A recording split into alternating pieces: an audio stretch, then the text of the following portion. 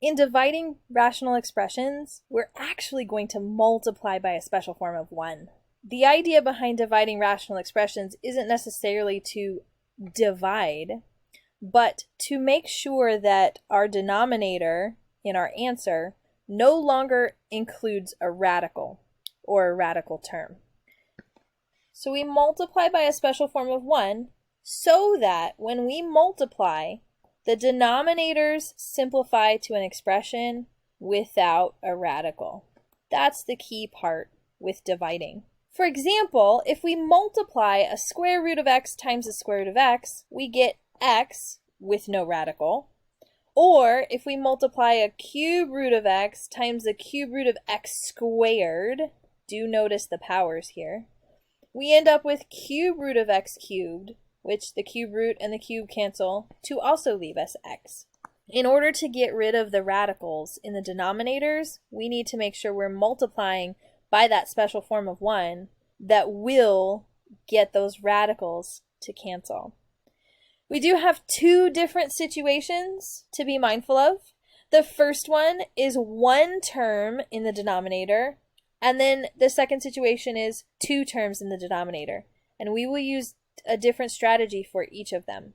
When we divide radical expressions, we are actually doing something called rationalizing the denominator. When you see this phrase, rationalize each denominator or rationalize the denominator, it really boils down to we have a fraction because we are dividing radical expressions, but we want to make sure that the denominator no longer has a radical in it.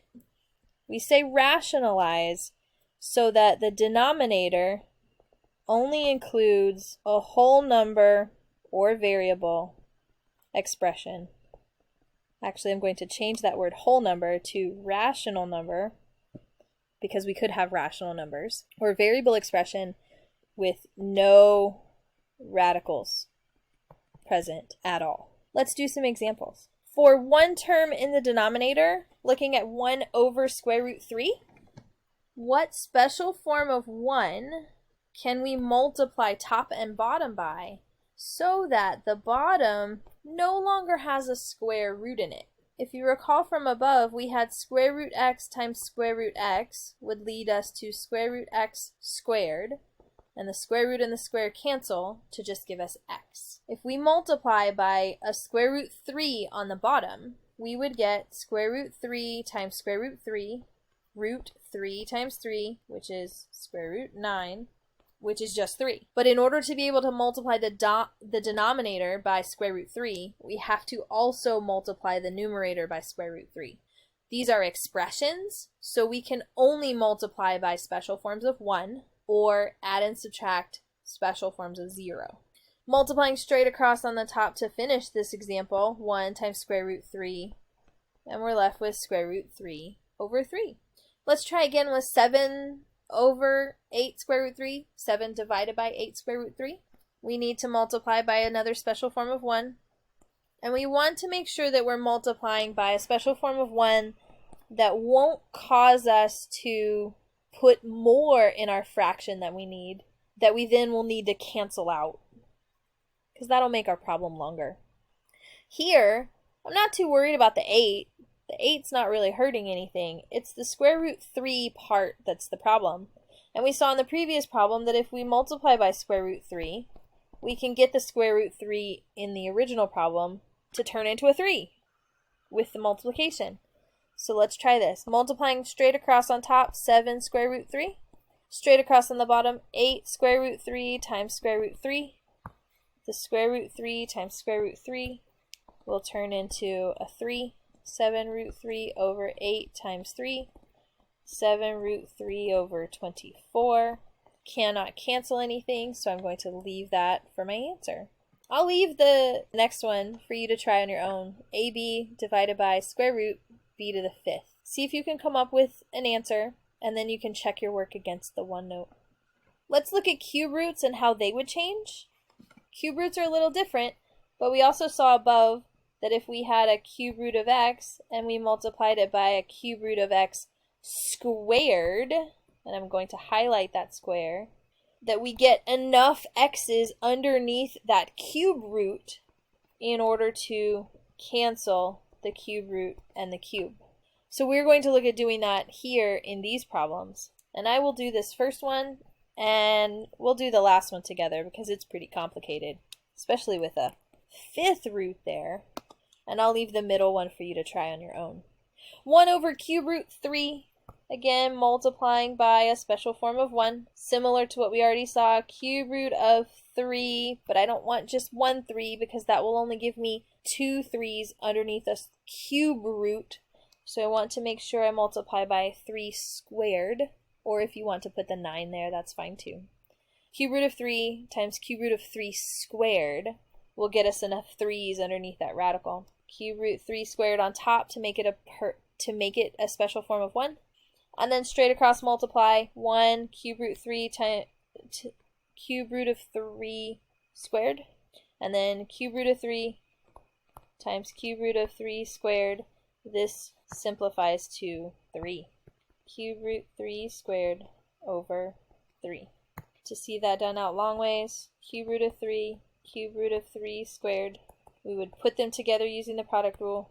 3 times 3 squared is 3 cubed, and then 3 and 3 cubed, the index 3 and the exponent 3 cancel, and we're left with 3. So there's our answer, cube root 3 squared divided by 3, or cleaning it up ever so slightly. We usually don't leave it as 3 squared. Let's just go ahead and write it as 9. Cube root of 9 over 3. Skipping the middle one for you to try. Looking at the last one. 2x divided by the fifth root of 16. Looking at the last one. 2x divided by the fifth root of 16, x to the third, y to the fourth, z to the fifth. We want to be able to multiply by a special form of 1. This might be a big one. So that we get enough things underneath the radical that it works out. So looking at 16, 16 times 2 will give me 32. And 32 I know is 2 to the fifth. So that gets me a matching power with my index. X to the third times x squared would get me x to the fifth. Y to the fourth times y would give me y to the fifth. And z to the fifth, the z to the fifth and the fifth root will cancel, so we don't really need to do anything with the z. We need to multiply top and bottom by the fifth root of 2x squared y over the fifth root of 2x squared y. If we do that, on the top, 2x on the outside, fifth root 2x squared y, and then on the bottom, 16x cubed y to the fourth z to the fifth times fifth root 2x squared y. I am doing more steps than you may need, but I just want to make sure that this is making sense and that you can see all of my thinking happening. So now I'm going to start looking at multiplying these things together because everything's being multiplied. We just need to rearrange. It's not a distribution. We don't have an addition or a subtraction to worry about. It's just a smash them all together under the same radical. So 16 times 2 will give me 32.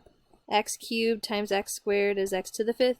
Y to the fourth, y is y to the fifth. And we still have that z to the fifth hanging on at the end. Everything underneath that fifth root is a perfect fifth power. So 32 fifth root is 2, x, y, z on the bottom, canceling out that fifth root with all of those 5 powers. And then noticing 2 and 2, top and bottom, we could cancel those. And we could also cancel the x's. We're left with the fifth root of 2x squared y divided by yz. That would be our final answer. No more radicals in the denominator, which is our goal. Simplified, which is also our goal.